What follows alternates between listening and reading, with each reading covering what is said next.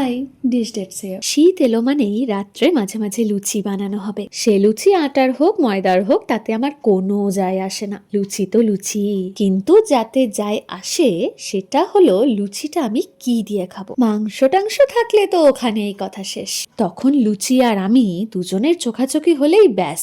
কিন্তু মাংস যদি না থাকে তখন অপশনে রাখা যেতে পারে ছোলার ডাল, আলুর দম কিংবা সাদা আলুর তরকারি। এদিন রাতে লুচির সাথে ছিল আলুর দম, আলু দিয়ে চিংড়ি মাছ আর ঝোলা গুড়। মা বলে আটার লুচি পেট ভালো রাখে। আচ্ছা, মন ভালো রাখে? আলুর দমের গেমটাই চেঞ্জ করে দেয় কসুরি মেথির এই হালকা তেতো মিষ্টি গন্ধ। আর গরম লুচি ছিঁড়ে যখন ওই আলুর দমে ডুবিয়ে প্রথম কামড়টা নেওয়া হয়, यही তো জান্নাত হ্যায়। আলু দিয়ে ছোট চিংড়ির এই কষাটা হয়েছিল দুপুরে, লুচির সাথে খাবো বলে আমি খানিকটা তুলে রেখেছিলাম। আর শেষে শীতের আসল হিরো খেজুর গুড়, যাকে ছাড়া এই পুরো শীতের লুচি পরোটা কল্পনাই করা যায় না।